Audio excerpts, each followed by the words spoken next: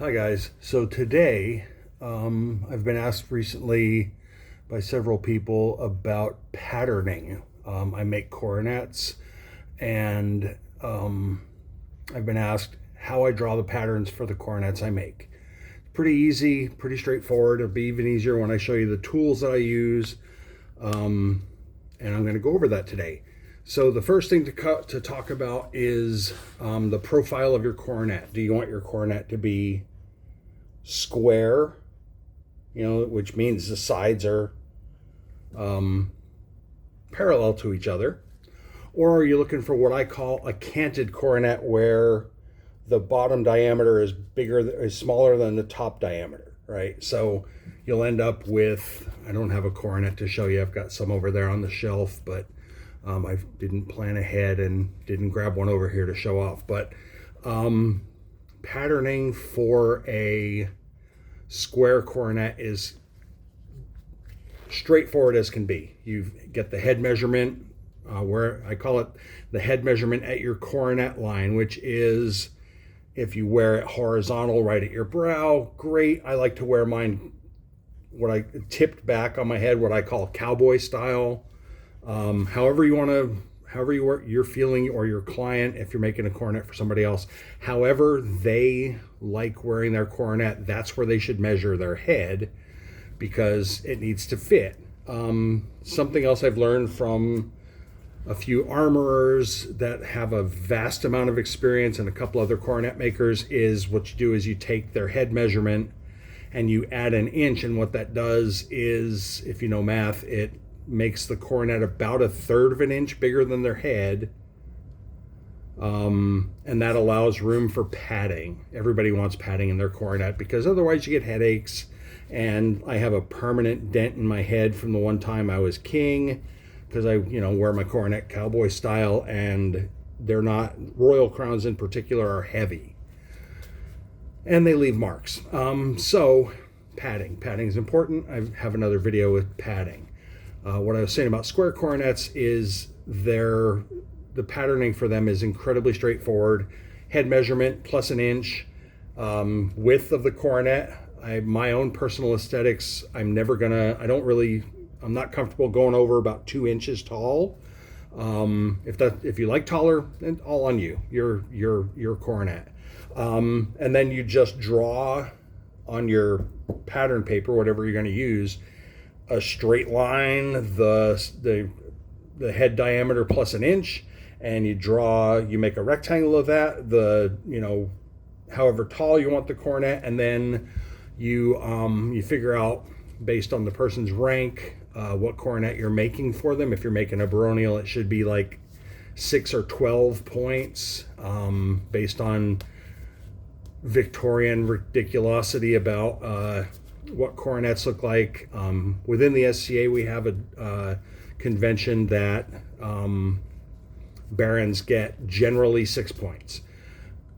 Counts, earls, whatever the equivalent title for someone who's been king once, they get 8 embattled points, usually 8, but that's entirely up to artistic license, as long as they're the points are embattlements. I'm not going to get up and show you an embattled coronet either.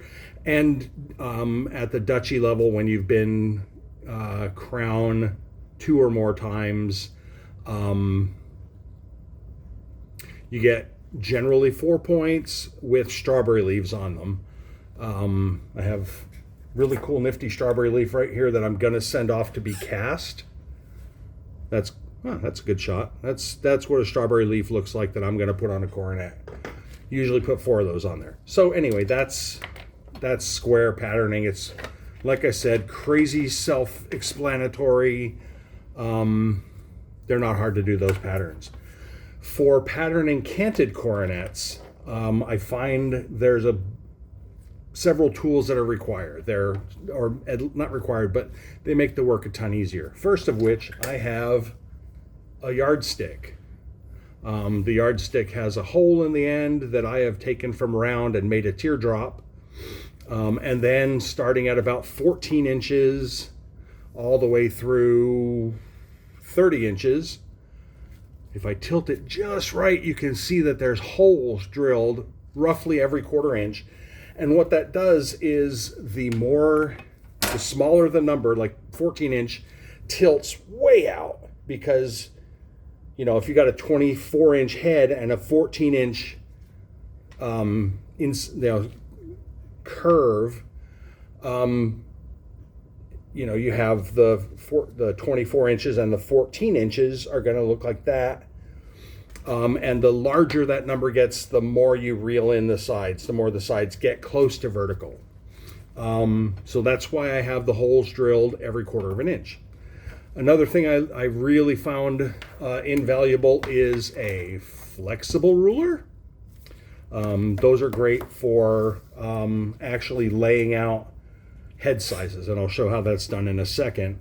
Other things that are necessary, I've made the holes in the ruler, in the yardstick, roughly the size of a Sharpie ultra fine point. Move that back, and the marker just fits right in the hole, and it will make a mark on the paper right where you need it to. So, and I don't like working in marker right from the beginning, because I make mistakes. I'm fallible, I'm prone to failure. And so I have a mechanical eraser and a mechanical pencil, and I do all my initial drawings with those, and then I ink them in later.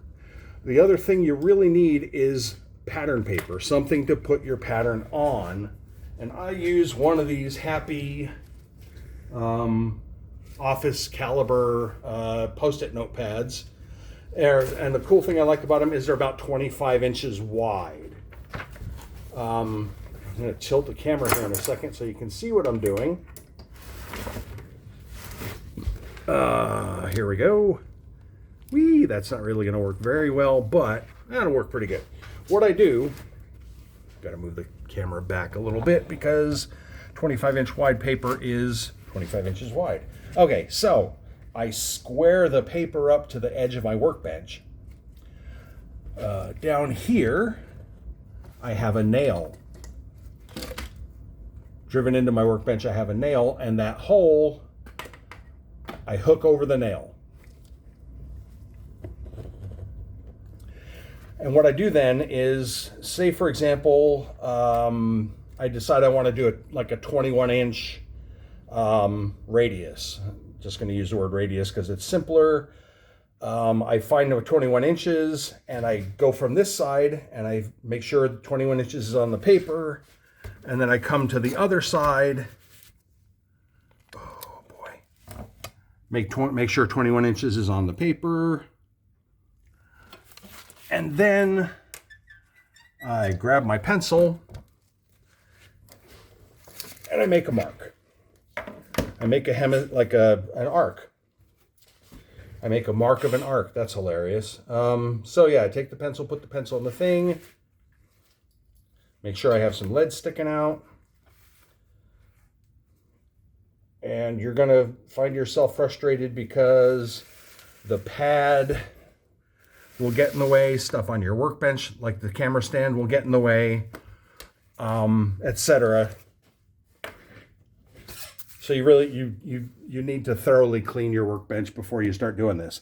So you can probably see I've done a bunch of lines all over this. I was setting up a pattern for somebody else. But you get these arcs, right? And say, for example, you're going to do a 2-inch wide coronet. I use 21 inches for the first arc. And then I'm going to go 23 inches for the second arc. And that's going to give me the rough dimensions of the coronet. And then, having drawn the arcs, I move my ruler out, my yardstick out of the way, and I get my flexible ruler. Because it's easier to work this way, I rotate the paper canvas, the pattern material. Paper canvas, listen to me. I rotate the paper, and using the example I mentioned earlier about a 24-inch head, what I try to do is, knowing that this is the paper itself is 25 inches wide. Wow, the sun is really negatively affecting this. I'm getting sun all over my face. I just mark a center, right? I know it's 25 inches wide, so I go about 12 and a half inches and I mark a center. And then I take my flexible ruler and I know how big the person's head is. It's 24. And so I put the 12 on the center mark. I match the curve of the arc with the flexible ruler and I draw a mark at 0. And then I do the same thing over here, match the curve, blah, blah, blah, match the curve, and I draw a mark at 24. So now I really should have done this on a clean piece of paper so it would be less confusing amount of lines. Now that I have that drawn, what I can do, I know how big their head is, and I have that laid out on the paper. What I can then do is, most of the metal supply companies sell sheet brass, sheet nickel, sheet silver, whatever, in 6-inch wide widths. So what I do, I shouldn't have put the yardstick away yet. I draw a line. That's awesome. I draw a line that catches the bottom points, right? Like where I've just made the mark at 24 and made the mark at 24. And oftentimes, because I'm imperfect, I end up with my rectangle is not square to the paper. That's okay. It doesn't matter. What I'm doing is knowing that the standard dimensions of a sheet of brass being 6 inches wide and generally, depending on who your supplier is, it's either 6 by 24 or it can be 6, like if you're buying bulk brass, it's 6 by X, and you get to tell the company what X is. Usually I go with 25 because when you're canting a coronet and it does this arc, you'll notice I'm just going to hold my hand up as if it's the edge of the coronet. This is the point for the 24 inches, and this is the point for the top of the coronet. And that, oh, you're killing me. That comes out wider than 24 inches. So oftentimes when you then, like, you draw a line square to the line you just drew between the 24-inch points, that rectangle tells you can then measure how wide apart, just from 0 to X. So to fit this 24-inch coronet, apparently I need a piece of brass about 22 and a half inches wide. And the less material you buy, the less waste you're going to have, the less it's going to cost, etc. So you lay it out like that. You've got your top line and your bottom line, and that allows you to then start drawing points. We're going to pretend for a second that we're doing a coronet for a baron, baroness, whatever. So we have the center point, and what I like to do is, because this is a flat piece of material, and when you're working with a flat piece of material, it's got to be connected.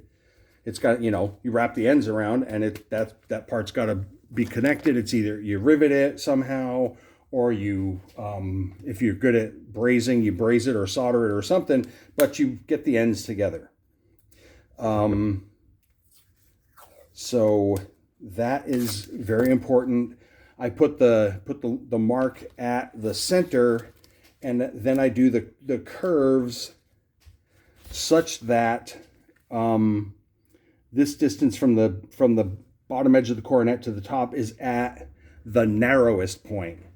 So, like I said, pretend we're doing a baronial coronet. It's got 6 points. We got 24 inches perfectly divisible. We're going to put a line every 4 inches, and that's going to be where we put our points, or where we put our low spots, which is the point I've been rambling on about for a second or two there. You put your marks. every 4 inches. And what I like to do then is, because it'd be really easy to draw, like, I should just tip this down so you can see what I'm doing easier. That's awesome. You're you know, draw the line, draw the line, draw the line, and those are your coronet points, right? And most people at this point want to put they want to draw this kind of a thing between the 2 points. You know, you want to have your peaks where the pearls go. But if you're doing sort of smart patterning to minimize the size of the brazed joint, which is the real purpose here, what you want is, instead of these points, you want this to be the center. So this would be the low point in the coronet, not the high point. So instead of doing lines every 4 inches, I'm going to mark 2 inches. Make that line, and this will actually be where the pearls go, and this center point here will be the valley, the low point in the arc. And I'm lazy, so I use just whatever crap I have on my bench. This is a roll of wire, and what I do then is I put the circle, the edge of the roll of wire, between the 2 high points, do my quick drawing, and you'll see it better if I move the camera, probably. High point, valley, pearls, whatever. But when I do my solder, my brazing joint, I want the lowest piece instead of the bigger piece, because it's just harder to heat and harder to get this joint correct as it is to do that one. So this is really essentially where I can stop here because I've drawn the pattern, but I don't really want to. There's more stuff to talk about. What I then do is I get my drill. This is probably the best drill I've ever owned for this kind of work, because, not for this part of the work, but for coronet making, because if you're drilling rivet holes in the band of a coronet, I like to drill them from the inside out, because if the drill skids, and it almost always will, unless you're using a punch to mark center, divots where the drill actually spins, you might get a little skating, and that'll jack up the finish of the coronet you're working on, and you don't want to do that. Also, I wear rubber gloves because I don't want to jack up the finish of the coronet that I'm working on. I hate polishing, and it's smartest to polish the metal before you attach anything to the metal, because everything you put on the metal gets in the way of the polishing wheel, and it creates shadows. So, for example, you have a bezel, and your big polishing wheel is spinning over it, and it's casting off just the tiniest little bit of polish. And since you can't polish down the wheel, the curve of the wheel, all these fancy props, right? The curve of the wheel means this little area that I just illustrated is a shadow. I call it a shadow. It's a spot where the polish will collect, and then you have to take it off with a toothbrush, but the metal underneath isn't polished, or you have to toothbrush, toothpick, Q-tips, something. You have to get the polish off of there because it looks kind of crappy otherwise. So I polish a lot of it, and I wear rubber gloves so that my fingerprints aren't showing up all over the polished piece of metal that I then have to polish off again. The use of the drill, so we're past polishing. The use of the drill, what I like to do now is I've made a paper pattern. It has to be transferred onto a piece of metal in order to make the coronet, right?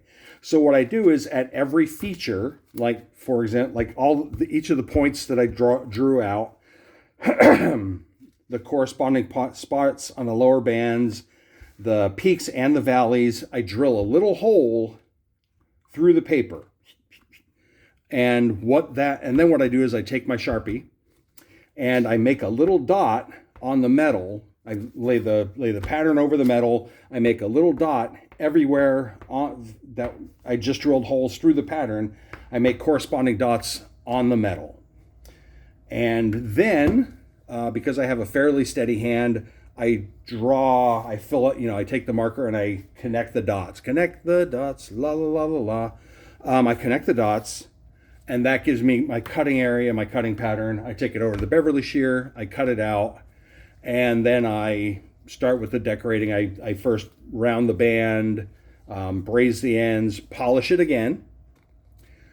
Then, depending on how much decoration they want, I have already gathered the elements. I usually don't cut metal until I have all the bezel cups, all of the pearl pins, all of the other stuff, the decorations. If I'm going to do strawberry leaves on the points, I will have already cut out the strawberry leaves. Or when I get them back from the caster, I will have already polished those. And I'll have all that stuff laying around, and I have all these ceramic bowls on my workbench that I keep this stuff in, just so it does, because I have a tendency to lose things on the workbench if I leave them to their own devices. I get all that stuff piled up, and then I start soldering or riveting or doing whatever is required to attach the decorations to the coronet, and I try to repolish every step because, like I said, every time you add something, there's the potential for a shadow that makes it harder to polish around it. So I try to keep the metal as shiny as possible during the decoration process. Then I set the stones. I do all the other stuff, set the pearls, set the stones. I've attached like decorative wire to the edges of the plates, whatever. And when that's all finished, I give it one last polish. I rub it down with a sunshine cloth from Rio Grande, and then I put it in. I love these pistol cases from Harbor Freight. They make these plastic cases. I like the Apache 2800. It's generally the size of a coronet, or it'll fit, I think, 2 pistols or something. But they are bulletproof. I'm not going to exaggerate. I'm going to give you a literal thing. I made my wife's coronet, essentially the first piece I made as this business, and it's delicate, it's beautiful, and I wanted to put it in something safe and protective, so I bought a Pelican 1400, and the Apaches are cheap knockoffs of the Pelicans, but not as cheap as you'd think. The Pelican case was about $80. The Apache case is about $29.95. I have an 8-pound sledgehammer over there. 8 pounds, pretty serious tool, and I swatted the Pelican case as hard as I could swing, and I'm not a tiny little dude. I hit that case as hard as I could with an 8-pound sledge 6 times, and no damage whatsoever to the case. So I put her coronet in that case, and then I was at Harbor Freight buying these gloves, and I saw they had knockoffs for less than half the price. So I bought one, and I took it home and I tested it with the exact same rigorous testing, smashed it with my 8-pound sledge 6 times, and nothing. The cases are so good, I am proud to recommend them to my customers. I put the coronet in the case, I ship the case and the coronet off to the customer, or I hand deliver it, or whatever's going to go on, and that's that. That's a coronet start to finish as far as patterning goes. So I hope you learned something from this video. If you didn't, if I missed something, please ask a question in the comments. I don't care if you smash the like button or the follow button or the subscribe button. I don't care. That's for people with a YouTube presence where they have hundreds of thousands of viewers. I'm not that popular. There might be 10 jewelers who need this skill, but for all the 10 of you, if I screwed something up or I missed something, leave a comment and I'll try and fix it. I'll address it in another video, or I'll respond or something. But anyway, that's patterning. Thanks.